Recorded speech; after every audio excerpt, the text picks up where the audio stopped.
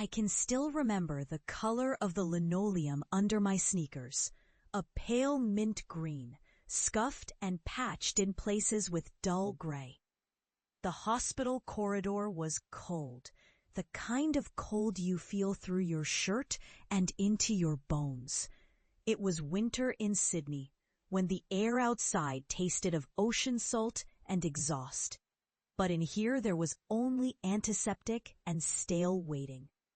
I hovered by the nurse's station, my mother's voice sharp in my ear. "This is not the place for your nonsense, Eli."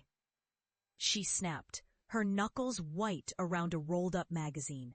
She barely came up to my chest, but she managed to stare me down just the same. That fury in her brown eyes, I'd seen it flood our North Sydney flat every time the word games slipped out of my mouth. My dad paced behind her, as restless as ever, hands jammed in his faded jeans. "We raised you better, mate," he muttered. Behind his steel-rimmed glasses, there was disappointment. Not rage, not concern, just that hollow, heavy disappointment I'd come home to for years. "You go on about this pixels and computers rubbish, what does it make of you? A grown man acting like a boy." Mum's lips tightened. "Go in, will you? Nana doesn't need to hear your garbage." I tried to explain myself again, how Maddie, my mentor at uni, believed my game demo could go somewhere, how the community online gave me hope, the belief that I could build worlds, not just play them. But my voice came out flat, brittle. "I don't want this argument." She cut me off, voice slicing loud down the corridor. "You can't fill empty bellies with a game, Elijah. You wasted enough time. We're all tired." An orderly slowed as he passed, glancing at us over his mask. Embarrassment pulsed under my skin. The arguments always circled back. The economy, our bills, Dad's bad knee and his lost job at the docks. As if my dream clawed something from them, leaving less. I looked down at the get well card in my hands for Nana, my drawing of her old backyard, and mumbled something to make them stop. "I'll use my CS degree, okay? I'll get an office job, nothing childish." Dad's eyes flickered, softer for a second. "It's for the best."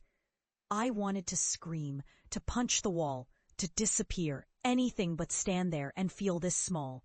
My dream, the one I'd nurtured through countless long nights, coding with a cracked laptop balanced on my knees, felt suddenly foolish, dangerous, like betraying them. I walked into Nana's room with my heart tight behind my ribs. She beamed weakly from her bed. "Elijah," she whispered, her hand fragile but strong in mine. I tried to choke down my grief and smiled, promising her I'd come back soon, promising I'd get a real job, make everyone proud. Anger burned in my chest as I left, blurring with shame. But beneath the noise, a quiet voice insisted, "Don't let this be where your story ends." For months after, I drifted through life like a shadow. My room at home bristled with tension. Every late-night key tap summoned an argument. The job search emails bulged in my inbox, unanswered. I submitted resumes, attended stiff interviews where they sized me up like I'd overreached. Each day, after the world fell asleep, I picked at the dream, like a scab I couldn't leave alone. I coded in secret, drawing sprites for my game while Dad snored before the telly and Mum's teacup cooled untouched. The game was a world of waves and wind, set in a sun-bleached coastal town, aching with longing and hope, a place I thought I'd never know. Still, the rejections stung. Publishers sent polite, canned responses. A few friends from uni stopped returning my texts. "Maybe you should give it up, mate," they'd say, half joking, always genuine. "At least until you sort your life out." I began to believe them, but I couldn't stop. Not fully, anyway. The code was all I had left of myself. The months bled into years. I scraped by with temp work stocking shelves at Kohl's, sorting mail in a cubicle that stank of instant coffee. Every payday vanished into rent, groceries, a little for Nana's pills. No one at home brought up the game. Not even in anger. It was as if they'd erased that part of me with relief. At night, I swam in a loneliness as wide as the Pacific. The only place I found solace was in those lines of code. In the hush before dawn, when my family slept and my world belonged to me alone. As Sydney flickered beyond my window, I promised myself to keep building. The real turning point crept in quietly. A dev friend, one of the few who hadn't faded, forwarded my ancient prototype to a small indie publisher in Melbourne. I'd almost forgotten about it, assuming it would disappear into that black hole with the rest. But one brittle Friday morning, still heavy-eyed from an overnight shift at the docks, I found an email with the subject line, "Let's talk about Wavelength." We met over video call. A young woman named Lisa grinned at me, her accent clipped, earnest.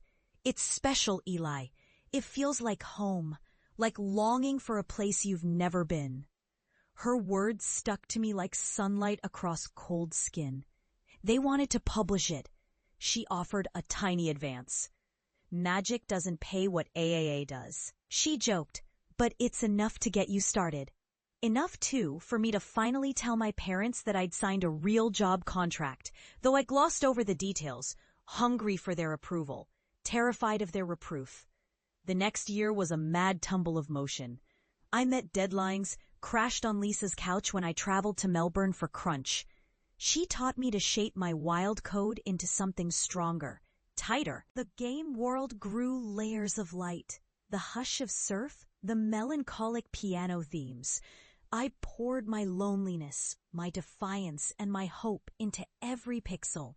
The publisher helped launch it at PAX Australia. One night in a hotel room, I refreshed the online forums and realized strangers were writing about my coastal town. Some players said the story made them cry, reminded them of the homes they left behind. Streamers in the US stayed up late playing. Laughter and tears echoing through clouds of digital fandom.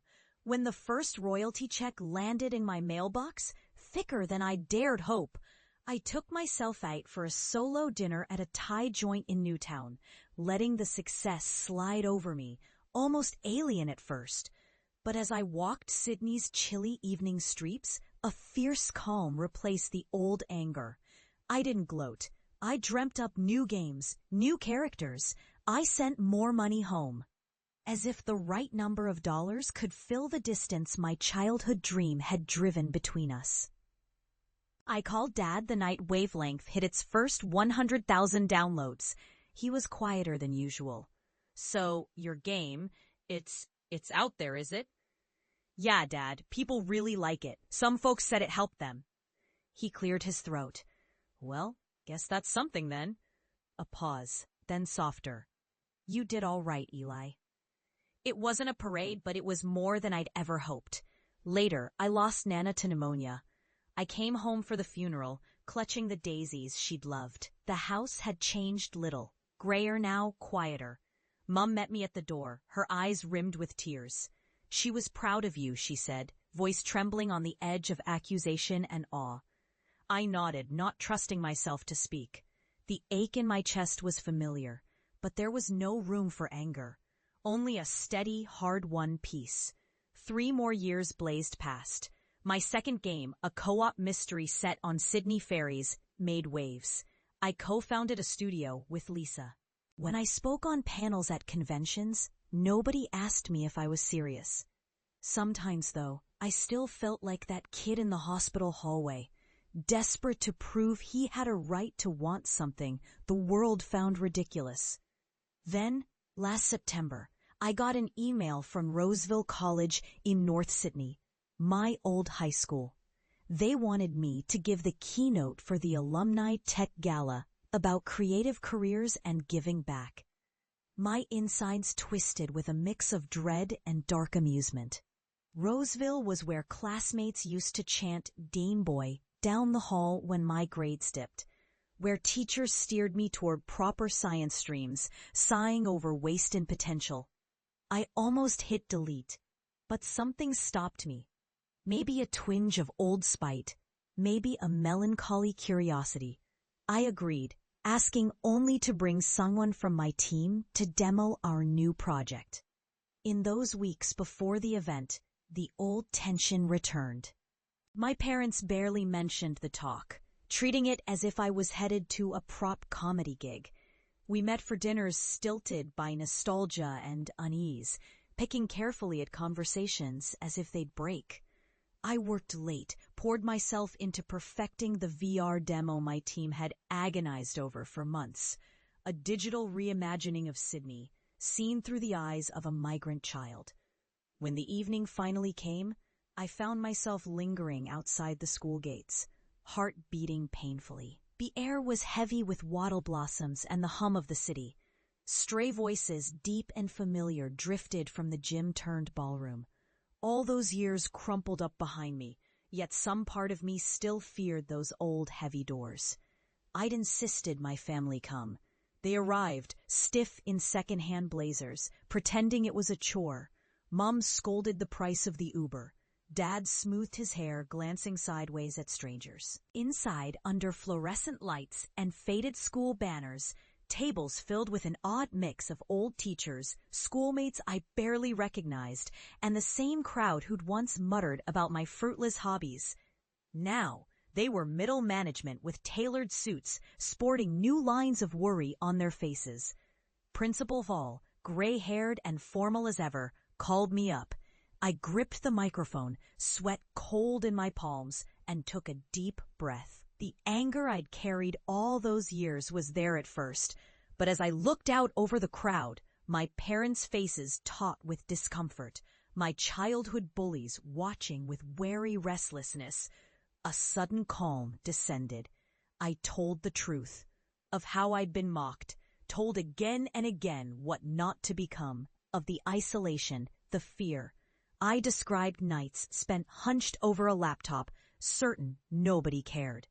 But I told them, too, of the first fan email, the player who wrote to say the game made her feel less alone after her dad passed. Of my co-founders, a crew of equally unlikely outcasts, now my family in code and caffeine. I spoke not to reclaim their respect, but to remind myself of the cost and the worth of dreaming. When I finished, my voice was steady. I gestured to a table in the back where Lisa and 3 of my team sat by our battered dev kit.